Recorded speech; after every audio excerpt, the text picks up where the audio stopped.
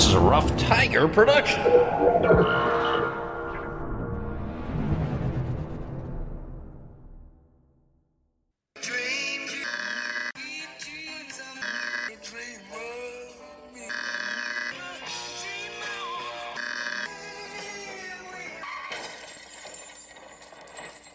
And you, and you, and you, and you were there.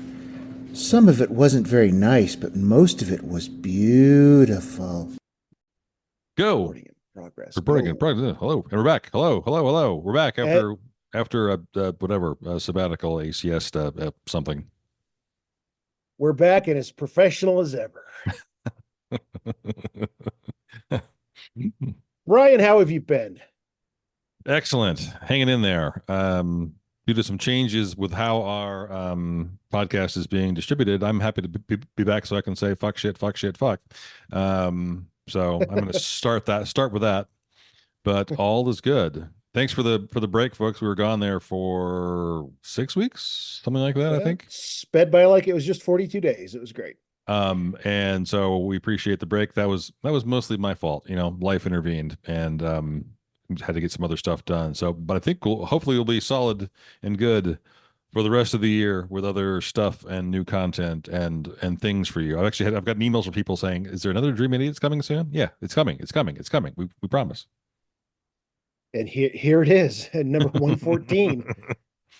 We don't have any update. Well, we do have one update, right? We have an interesting update from some fellow podcasters. Well, yeah. I'll go ahead and share that. Please follow us on all the usual platforms: Facebook, Instagram. We're at Dream Idiots. DreamIdiots.com. Give us 5 stars. Shoot us a review if you can and want to. That would be fabulous. Thanks for reaching out and giving us feedback and emailing. Occasionally, we do get story ideas and things. And we also back a few months ago, I started up a meetup for podcasters in Texas. And then that meetup group has sort of we have some partners that are in Central Texas that are also podcasters. And so that group has now evolved into something called the Central Texas Podcast Collaborative. So if you're a podcaster or just want to swing by and meet folks that are putting out audio content in Central Texas, you can find that group on Facebook. That group's having an event on June 14th in essentially downtown San Antonio. And then there'll be other events with that group, tied to that group in New Braunfels and probably elsewhere over time. So check it out. Yeah. So if you're anywhere basically north of Austin, just north of Austin to south of San Antonio, that's what we're talking about, really, right? Yeah, pretty much. Yeah. Great. That is awesome. Kind of a little collective there for creative folks. Most of whom we've met, which was really awesome the last time I was down in San Antonio. Well, Brian, are we ready? Are we ready? We're ready. 114, go. Means I get to go first. So, Brian, I'm going to ease us back into this podcasting thing again I want us to think of my story tonight as more of a ride than a story. Okay. And I want you and the listeners to picture yourself in the role of a driver. And you're cutting through the nighttime back roads of northern Georgia sometime in the late 1940s.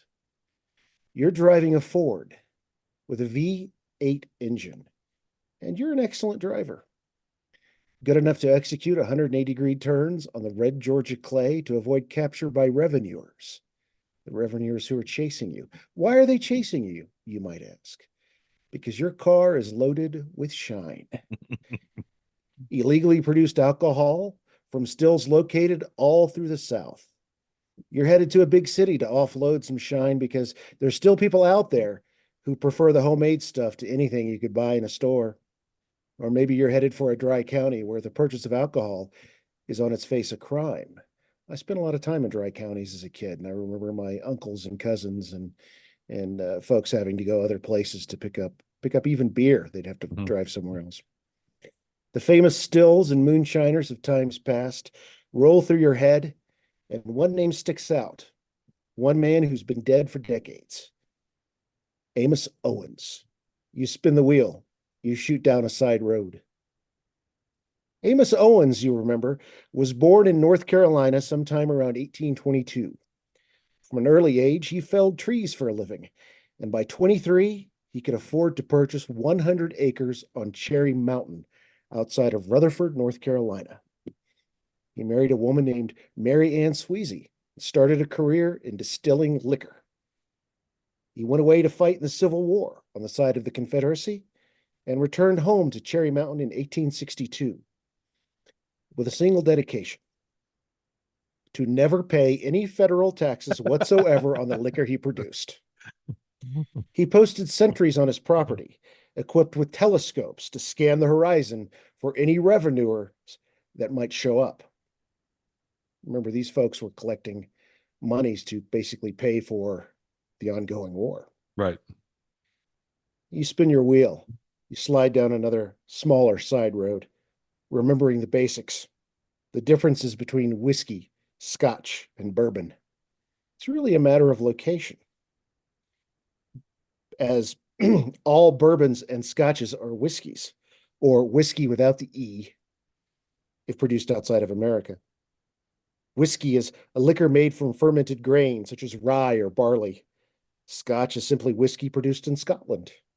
Irish whiskey is produced in Italy. In Ireland. Whiskey in America often uses corn as its base, a grain unique to the Americas. And then there's bourbon, which requires at least a 51% corn base and finishing in charred American white oak barrels. Plus, purists will tell you that true bourbon, the real stuff, must be distilled in the Commonwealth of Kentucky only. And the purest of purists will say that true bourbon must be distilled in Bourbon County, Kentucky, which lends its name to the spirit. You swerve back onto the main road and check. Not a revenuer in sight. You think back to your uncles who ran shine during Prohibition and how a bushel of corn might fetch a fella 50 cents at market. But if he were to take that corn, add the fixings, let it ferment and distill and run off, you got 2 big gallon jugs to sell for $5 each. Easier to carry, easier to sell. That was just a generation ago. $5 each. And this is what year? Prohibition. Yeah. That's a You make boatload. you could make the 10 times the money back then. All right. But back in the days just after the Civil War, Amos Owens had his liquor he sold, and it was known throughout the South. He called it Cherry Bounce. There's a brandy cordial of the same name that goes back to colonial times and even further back to the British Isles. But as Amos Owens captured the new American palate with corn, cherries, and sour wood honey. The cherries came right off the trees on his property at Cherry Mountain. You swerve onto another side road just to be safe. Someone is out there in the night, waiting just for you to come by at the wrong time. Sourwood honey comes from nectar carried from sourwood trees by honeybees. These trees grow up to about 60 feet and are found in portions of western North Carolina and northern Georgia. It's a late blooming tree, which grow beautiful reddish leaves. The process is helped along greatly by an experienced beekeeper. Given the narrow habitat of the trees, you don't want what's called a polyfloral honey here. You want all sourwood. The resulting sourwood honey has hints of caramel, maple, anise, and spice. Those who've seen it and are knowledgeable about such things say the best batches have a purple hue to them. You decide to stay on this side road for a bit. It's got a huge oak tree growing right out of the middle of the road. It's a good wake-up call for a driver. It's also a mile marker of sorts. You now recall the stories of celebrations that Amos Owens held annually the second week of June at Cherry Mountain, his so-called bounce festivals. 2 bits could get a person all the cherry bounce they could drink and all the food they could eat. Plus, there were boxing matches, naked dancing girls, dog fights, and goose pulling. You pass the big oak tree and almost immediately swerve onto yet a smaller side road, feeling a bit antsy. Now's the time that most drivers get lazy, let their guards down, being so close to drop-off point. Goose pulling is a blood sport, like dog or bullfighting, but in your mind, far, far worse. Its roots lie in Spain, but was brought to North America by the Dutch, whose government eventually banned it sometime in the 1920s. You've never seen a goose pull, but your grandfather did once, and you remember him describing it to you. A live goose is tied to a pole by its feet. The pole is suspended parallel across the road, high enough for a rider on horseback to pass underneath the goose. The rider on horseback charges underneath the goose and attempts with an outstretched hand to pull the goose's head right off its body.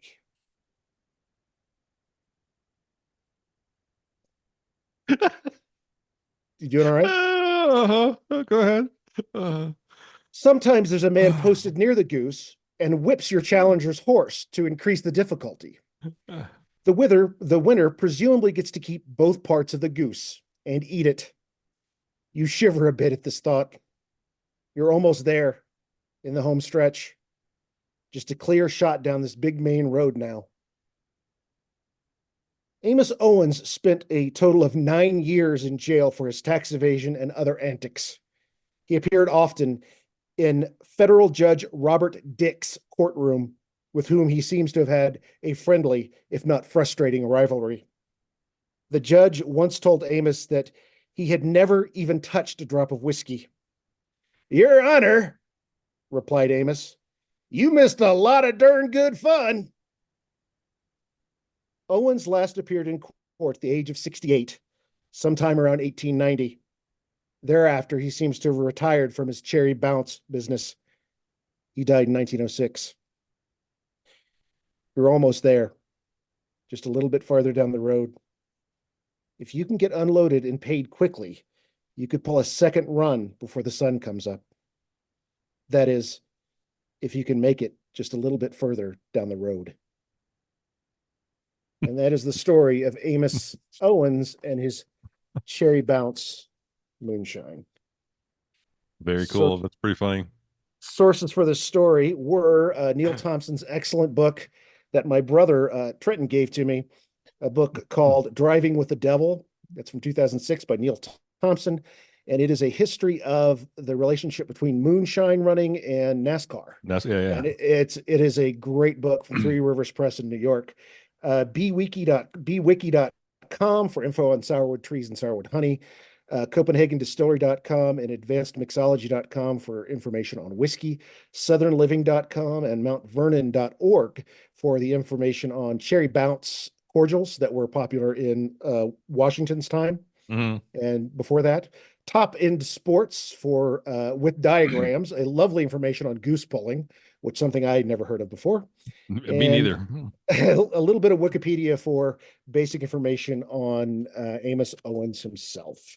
This character, he only appears in 2 pages of the book, Driving with the Devil. But as soon as I read about him, I said, I got to know more about this guy. He's only in there for such a little, a blip and he's gone. And I'm like, he sounds like a real character. Yeah, definitely. That's hilarious. And goose pulling. What the hell is wrong with people? My God. God, who the fuck came up with that the first time? God.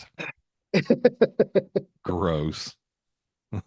Yep. I don't want the goose. if the goose breaks in half, you get to keep both halves. You know what I mean? My God. Like the most southern bass-backwards thing I've ever heard in my life. But it comes from Spain and the Netherlands, and I mean it was a European thing for years. Yeah, I guess humans are just hideously cruel to animals forever, everywhere. Fun. Thanks. That was hilarious. It's time for the Dream Idiot's curse word of the week. You got a curse word of the week for us, Brian? I do. So we're going back to the country that I think may not have given us the most curse words during our two plus years of doing this podcast, but certainly have given us the most memorable ones. That's the country of Germany. They gave us the German word for tactical vomiting, which you seem to enjoy. Another word from Germany Muffel, Muffel, is a German word that is, if you are a Muffel, Muffel, you're just you can't really tell just from that what that might mean, but you're a grumpy person. But there are all kinds of compound words that you can form with Muffel that are also quite good. So if Of you're course there are, because it's German. Of this course. is German, right? Yes. So for instance, if you're a Morgan Muffel, you're someone who hates mornings. If you're a Krawatten cravat, you hate neckties. Uh, Okay. okay. Um, if you're a strudel muffled, you hate pastries. If you're a poofel muffle, you hate public lavatories. And of course, poodle muffles, you hate dogs. It's possible some of those were made up, but a couple of them are. A couple of them actually are true. Krawattenmuffel is the German word for someone who hates wearing neckties. So thank you, Germany, for offering up some more stupid words. Krawattmuffel. Jawohl. Very nice. A nice return to form with our curse word of the week with muffel. All right. So this week for my story, you and I actually this occurred to me when I was writing this. We flew together recently. Historically, I seem to recall you being a bit of an uneasy airline passenger, but Yep. when we flew together, you seemed fine.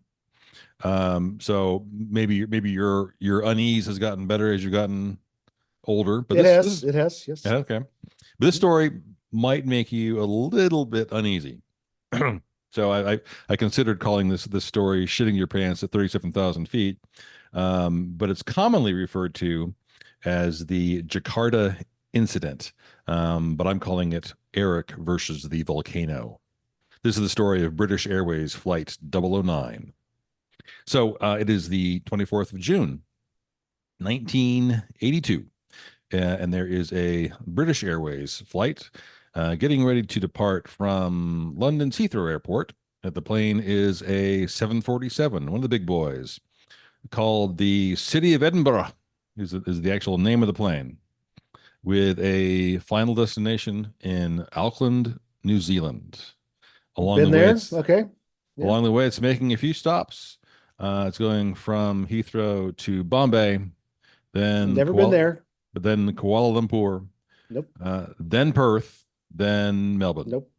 Been Melbourne, there. you've Yeah. been, yeah. I've been. Yeah. So Yeah. yeah, so we talk about a long ass flight. Some it's more than 1,000 miles and less than 1,000,000 miles, but I'm not sure how many miles this is. So Better be a movie.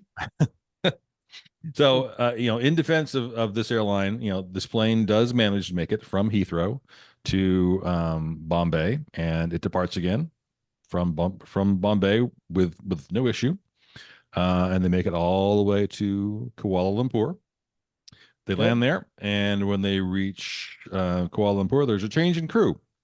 Prior crew gets off. Getting on board is our new crew.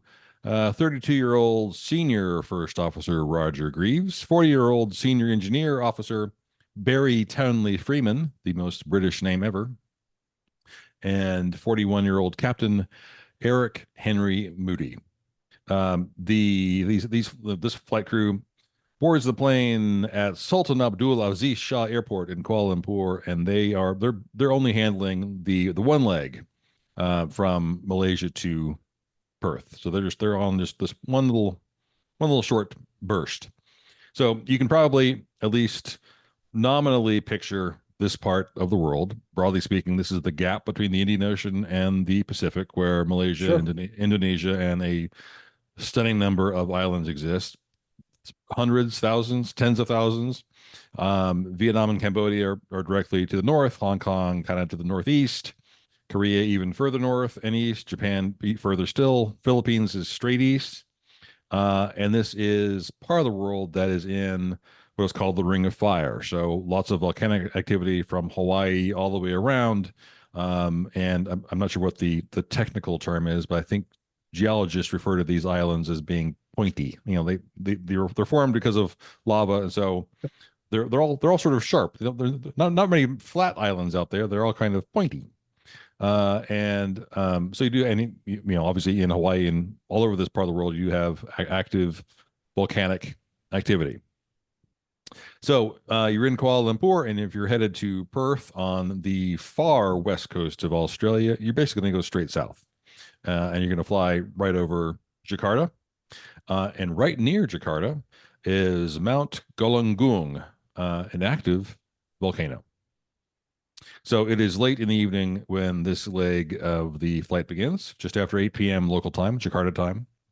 There are 248 passengers on board and 15 crew. 8:40 p.m. local time, Captain Moody goes to the lavatory. While he's gone, other crew members see on the windscreen something that resembles St. Elmo's fire, that sort of electrical sparking, and it's sort of, the screen is a little bit opaque, sort of like Northern Lights a little bit, so this is kind of caused by ionization, discharging of electricity. It's a little bit peculiar. So they have this sort of weird lightning bolt effect going across the windscreen, makes it hard to see for short moments in time. But they dismiss it. He returns from the lavatory, and they sort of, they blow it off. Later accounts of this, they talk how this problem became worse later on, and the windscreen sort of appeared as though it had been sandblasted from the outside, making visibility hard. But we'll come to that briefly. Weather radar on this night shows perfectly clear skies. No inclement weather on the horizon whatsoever. But due to the weird visibility that they're experiencing, the crew turns on the plane's anti-icing mechanisms. And they also decide to keep the fasten seatbelt signs on. So moments after Moody comes back to the flight deck, there is some smoke accumulating in the cabin. At first, it is dismissed as being cigarette smoke, but some asshole just couldn't stop himself. But then it starts to accumulate a little bit more, makes it clear that it's not cigarette smoke, because it's a little bit thicker and smells more acrid, has a bit of a smell of sulfur. And so something's definitely going on. 8:42 Jakarta time, the number 4 Rolls-Royce RB211 engine starts to surge, it sputters, and it flames out. Immediately prior to this, a couple of passengers, right when the smoke was first detected, had looked out and noticed a glowing bright blue color coming from at least one of the engines. The light coming from the engine was sort of shining forward and had a weird sort of stroboscopic effect. The crew recognizes that this engine has flamed out. They cut the fuel supply off. They start safety precautions, including having fire extinguishers at the ready. But a minute later, engine number 2 sputters and dies. Mere moments later, engines 1 and 3 all also follow. All engines are gone. And the flight that's bad, right? I'm no expert. I've never been a pilot, but I think that's bad. The flight engineer exclaimed, "I don't believe it. All 4 engines have failed." Mount Galunggung had erupted at some point in this intervening time and basically spewed ash for miles. It was more like not like a Kilimanjaro, but more like a Mount St. Helens. It's not lava, but it's just belching out gray crap. And the weather radar is designed to detect moisture. Ash is, of course, bone dry, and so it didn't appear on the radar. Oh. So without engine thrust, a 747 has a glide ratio of roughly 15-1, meaning it can glide forward 15 kilometers for every kilometer it drops. So the flight crew quickly does some math and figures out that at their current elevation of 37,000 feet, they can glide for 23 minutes and they can cover 91 miles.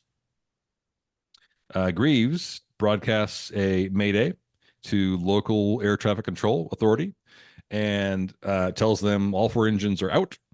Jakarta Air Traffic Control misunderstands the message, and they think he said that only engine number 4 is out. They Greaves attempts again. There's another flight nearby who he does correctly hear that they are in Mayday and have no power at all. Another plane passes the message on to air traffic control, who now understands. But the crew is squawking the emergency transponder, and they're in basically full emergency mode. For some reason, air traffic control can't find the 747 on their radar screens, so it's unclear whether or not the ash has caused further technical difficulties, and the transponder is not working correctly. So air traffic control can't see them. Many passengers at this point, as you might imagine, are freaking the fuck out. They're writing notes to relatives. They're all all hell's breaking loose. So we have these islands sticking up out of the water. And due to the fact that we have all these mountains on basically the south side of the island of Java, these mountains go up to over 11,000 feet above sea level. And so they realize, okay, we have to have at least 12,000. We have to be at 12,000 feet in order to clear these islands safely. So as we're approaching them, as we're basically falling, if we realize, if we're below 12,000 feet, by the time we reach Java, we have to change course and dump in the Indian Ocean. So, this is, again, they are probably at this point barely keeping it together, because dishing in the Indian Ocean is not something they've ever been trained for. And so as they're discussing their options, they start to try to restart the engines. This makes sense. I've never heard this before, but it's logical that restarting an engine, even if it is in perfect operating conditions, when you're at elevation due to wind speed and due to low levels of oxygen, restarting a plane engine at 30,000 feet is very difficult. So they're trying to restart these engines, and they fail, and so they're just gliding. They're falling, basically. It's a guided fall from the sky.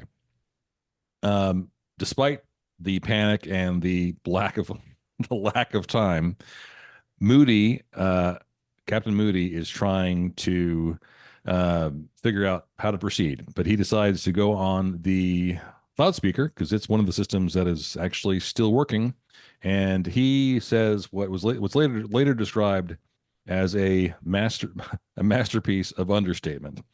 He says, I got good news and I got bad news. He says, quote, "Ladies and gentlemen, this is your captain speaking. We have a small problem. All 4 engines have stopped. We are doing our damnedest to get them going again. I trust you are not in too much distress." That's all he says. Part of the reason you might make the argument that you don't say this, even if you say it as calmly as possible. Part of the reason he was saying this was to get this information to the rest of the crew, because one of the systems that's down is their intercom system just to each other. Oh, the internal comms are down. Oh, man. Right. So no one else in the crew, they know something. They know the shit's hit the fan. They don't know what exactly is going on. So that's his way of telling them that the engines are completely kaput. So as the pressure within the cabin falls, the oxygen masks obviously fall as well. But on the flight deck, Greaves's mask is broken. The tube that goes to the mask detaches, so he can't use his. So in spite of the fact that they are in a guided fall, Captain Moody decides to descend even faster so they can get to an elevation where you can breathe normally at atmospheric conditions, right? So he comes down even faster than he intended to or wanted to. So they've now fallen quite a bit. They're at 13,500 feet, and they're approaching the altitude where they know that they have to turn away from the islands and just dump in the ocean. And so some of them had undergone water landing procedures in other aircrafts. No one knew how to do it in the 747. we've all been on flights and looked at those stupid cartoons where they show that having been done. I have never seen a picture of a plane where that actually happened, and a 737 or any plane is just happily parked on the water and people are getting off. I think they just hit the water and they basically fall apart instantaneously. So they're falling and they're falling and they're falling, trying to keep things together as best they can. They're now down at 13,500 feet. They start the engine restart procedure again at this lower altitude. Engine number 4 starts, and they are, I'm sure, stunned. This is able to. Only one of the 4 engines is on. This allows them to reduce the rate of descent. They keep at the restart procedure. Engine number 3 restarts, so now they're actually able to climb slightly. They keep at it, and after a few minutes, all 4 engines are back on. Sure.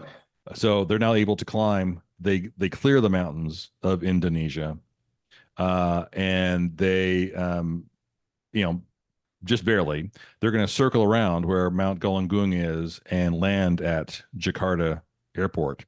For some reason, however, when they're down at this lower elevation, the St. Elmo's effect, having gone through all this ash now, the windscreen is basically opaque. Not that that matters a whole hell of a lot. They're flying at night anyway, and these guys are adept. Tons of these flights happen, and they're landing on instruments anyway. But some of their instruments don't work either because they're now plugged with ash. So anyway, they basically fly down the west, they're southbound, fly down the west side of Galunggung and Jakarta, and basically do a huge counterclockwise circle so they can land into the west at Jakarta Airport. As they approach the approach the airport, and they can't look out the windscreen. They're doing this weird combination of doing a half instrument landing, and there is a portion of the windscreen where they can actually kind of look out. And so they're using a partial instrument landing system works, but the vertical guidance system is not operational. So they have lateral guidance, but they don't have vertical guidance. And so basically what they're doing is, one guy is trying to look out the window as best he can, look out the windscreen as best he can to give them my God, an approximation of where he thinks they are and guiding them. So this is, just imagine you're driving a car, but the windshield is solid and you have a passenger next to you with their head out the window like a Labrador yelling instructions at you. Now do that in 3 dimensions. So this is basically what they're having to do. Moody, Eric Moody later on described it later as, quote, a bit like negotiating one's way up a badger's ass. So the runway lights could be made out through a small strip of the windscreen where I think Greaves is looking out. The landing lights on the aircraft were not operational. They did manage to land, but the flight crew couldn't taxi because, of course, there were emergency vehicles shining bright lights on them. The lights hit the windscreen and they just blinds them, right? It's completely opaque, so it's just it's just a hideous glare. Because they can't, now they can't see a damn thing. When the plane hits the ground, the passengers who had been writing notes for previously, burst into cheering and applause that they made it down. Moody and his flight deck crew, Greaves and flight engineer Barry Townley Freeman, received awards, including the Queen's Commendation for valuable service in the air. Of course, the rest of the crew had done a fabulous job of preventing panic. As well. They actually went through the process of finding folks that were traveling on their own, traveling as singles, and paired them up so everyone sort of had a buddy for mutual support. Oh, wow. At least one set of strangers wind up getting married as a result of all this. They didn't know each other. We got paired in a panic. When they disembarked, the flight engineer we went down either stairs or a slide. I'm not sure which. Got to the bottom, got to the ground and kissed the ground. And Moody asked him why he did that. The engineer replied, "Well, the Pope does it." To which Moody responded, "Well, he flies Air Italia." So, 260 some odd lives are saved. I learned about this story from there's a BBC show called QI that is actually, I've gotten several ideas of stories for Dream Idiots from QI, and Moody was actually a guest. He was interviewed. He's actually in the audience. He was interviewed a little bit about the experience. So it was an interview in 2023, I think, where he was pressed on how he was able to be so seemingly so relaxed, and he was very circumspect about it and said, well, panicking wasn't going to help anything. That really wasn't an option. He wanted passengers to feel secure, and so his goal was to sound laconic, and he obviously succeeded. In total, they flew over open ocean with no power for 12 minutes. Good Lord. And kept their composure, and no one died. Captain Eric Henry Mooney died in March of 2024 at his home in England of natural causes at the age of 84.